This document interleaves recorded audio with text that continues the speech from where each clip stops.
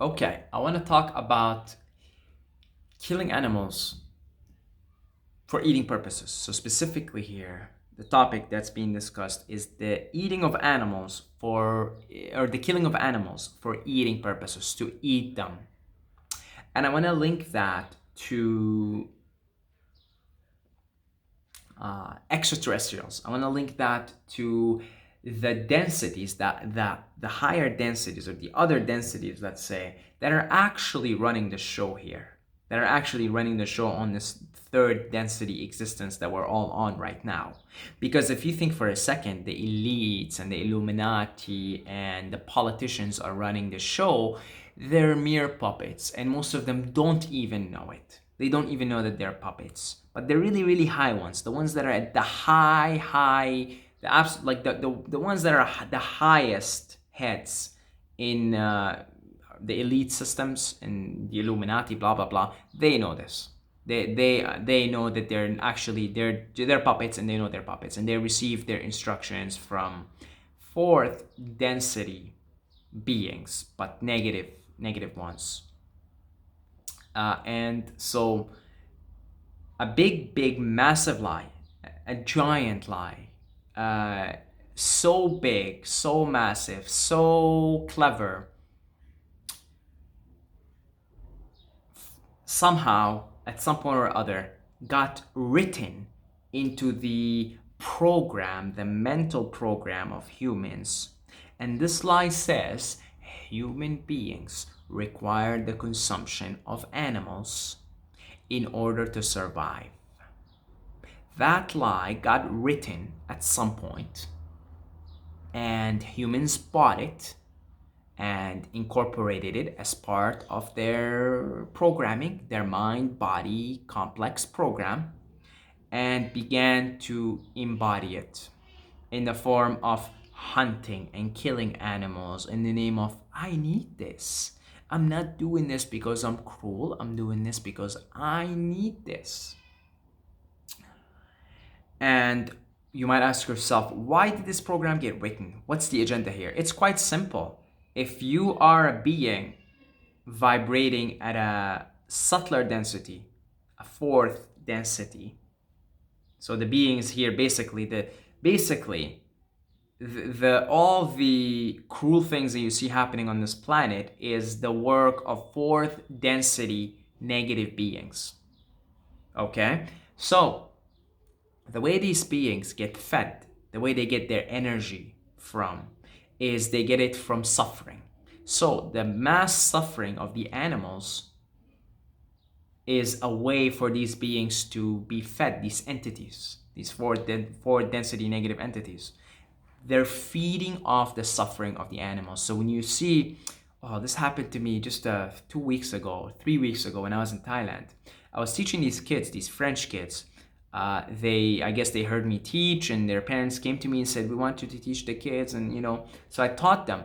So we would go and walk around, and there was a bunch of chickens nearby where we were in the resort, and they were all in cages. So kids are very, of course, intuitive and sensitive. So we were walking around, and the kids stopped, and I'm teaching them English. So, a few of them, they know good English, others not so much. The one of the kids, or two of the kids actually, that, kids speak English, because I'd go around, teach them, this is this, this is that.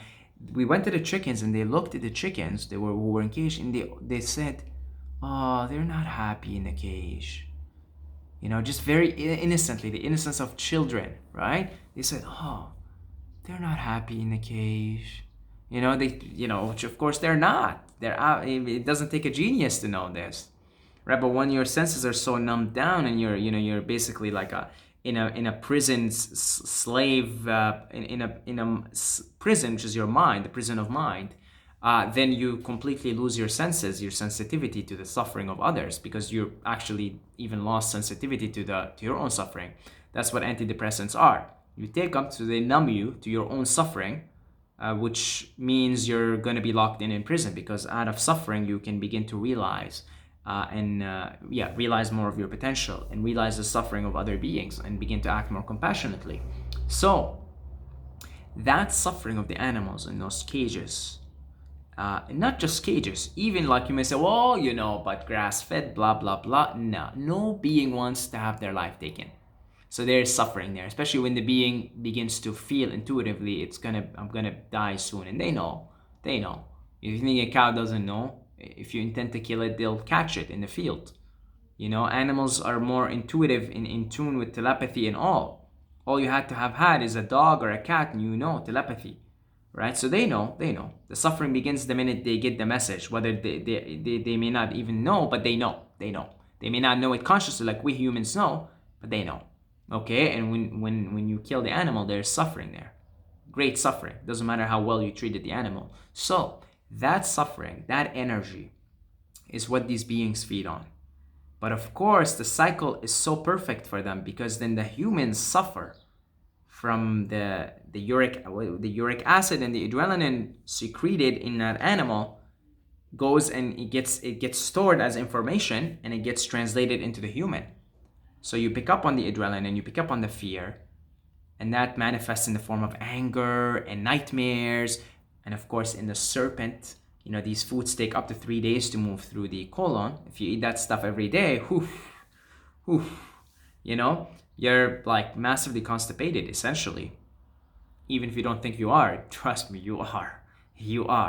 And if you wait until you get older, keep eating meat every day and watch what happens to you when you get older. And that's suffering for human. That's suffering that these entities can also feed on. You see how clever of a plot this is? Convincing us humans, convincing human beings that you need to kill other beings to survive. And when you step back outside that program, you reset. It's so crazy. Like at some point in my life, up until a year ago, I was eating some form of meat every single day. But when you begin to step outside that program and you're like, when you realize that you don't actually need meat or anything for that matter, but we're not going to get into the Breatharian thing in this video. Okay, you're like, this is insane. What have I been doing all my life? Been killing animals? Why? Because somebody told me I need this? Really? Oh my God. And it's like, I've been killing these poor animals? Right? Like, it becomes ridiculous. Why? Because somebody told me? It's just as crazy now, for at least from my perspective, as following the program of getting a degree and getting a 9-to-5 job. Which to me, early on, it was just a crazy thing. I never did it because somebody told me I need to. Then I realized, hold on, that's a lie. I don't need to do that. No, I don't need a 9-to-5. I don't need to get a degree and go get a job. And then when I realized that, I freed myself from that program. And now what do? I just, I hang out. I teach 1-2 hours a day, kids, because I didn't want to do the 9-to-5 because I didn't want to buy into someone else's program, which is just a lie that I need to do this. And now it's exact same thing. Like, wait, who said I need to kill other animals and eat them? That's a complete lie. It turns out actually my health completely improved since then, since I stopped buying into that lie, into that program. Of course, I'm aware that there are so many programs right now that I'm under the spell of, and I'm just in the process of unfucking myself, unlearning. Yoda says to the young, naive Skywalker, Luke Skywalker says, you must unlearn what you have learned. And that's the process. Lao Tzu told us in the Tao Te Ching to become learned, gain daily, to obtain Tao, reduce daily, reduce and reduce until all action is brought to non-action. When nothing is done, nothing is left undone. It's the process of unlearning, unfucking yourself, unprogramming yourself. That's the process. And that's just one of those programs that as a collective species, we have to unlearn, or we suffer the consequences karmically, individually and collectively. You see, the laws of karma are perfectly in place. They're inescapable. Karma is completely inescapable. If you harm will be done to you. Period. Cosmic love is absolutely ruthless and highly indifferent. It teaches its lessons whether you like them or not. It's gonna teach you the lesson. If you continue to harm other animals directly or indirectly, different consequences, but still consequences, you will suffer. You will be harmed. The karma is actually done the minute you ate that, because you consumed all that fear, all that anger, all that frustration of the animal, and it's gonna actually rot. The meat's gonna rot in your system, and it's gonna stay there, and it's gonna rot inside there. Ugh, you know. But of course, if you have been involved directly in the killing, then that's even more consequences for you. Which, make no mistake about it, make no mistake about it, it's gonna come back to you in this life or the next or the next or the next. Like, it just, these laws are inescapable, folks. In grade 12, I used to be a serial stealer, a thief. I was working in this grocery store, and I stole all kinds of things. A year later, I got 2 cell phones stolen from me and a bunch of other things. And I got the message right there and then. I got the message. Stop stealing. And I stopped stealing since then. Stop stealing. Don't steal. It's simple, because you can't escape these laws. You can't. And I'm so glad that all these things got stolen from me just a year later. I want to be finished with that karma. I don't want it to come back to me in a time where I'm not anticipating it. I don't want to delay it till another life. I want it right now. Now, I've been very wasteful in terms of plastic. I have just been ignorant, not aware, right? And I know there's some karma for me there, because I'm harming my mother, the planet. I still am. I still am. Right? Like, I'm more conscious of it, but still. And so my thing with this is, I want to go live off grid, but not just that. I want to absolutely increase awareness that we need to take care of this planet more, and I want to increase it as much as possible and be an embodiment of it, as a way for me to redeem that karma of having been so wasteful with the planet, and not thinking of the consequences, not thinking of the connection that plastic could end up in in the mouth of a fish or a crab or some unsuspecting creature. But of course, that's only one part of the harm that you're doing.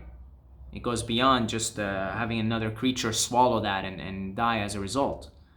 But I know there's karma there, and I would like to redeem myself, because I want don't delay today's work for tomorrow until tomorrow. So if you think you're just gonna get off the hook, you've got some learning to do, my friend. Here, Buddha says ignorance is what got humans to be in this predicament, right? You've got some learning to do about how the cosmos work, and the laws of cause and effect, the laws of karma, which means action. Every action has a reaction. It's an inescapable law.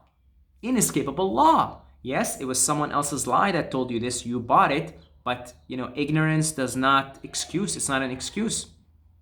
There is an Arabic saying, "Al-Qanun la yahmil al-mughaffalin," which translates roughly to, the law does not tolerate fools. Ain't that beautiful? The law does not tolerate fools. It just because you're a fool, you don't know what's going on. It's not excusable. The law doesn't tolerate. It doesn't care. The law is in effect. It's always in effect. Always. It's completely inescapable. You see? So,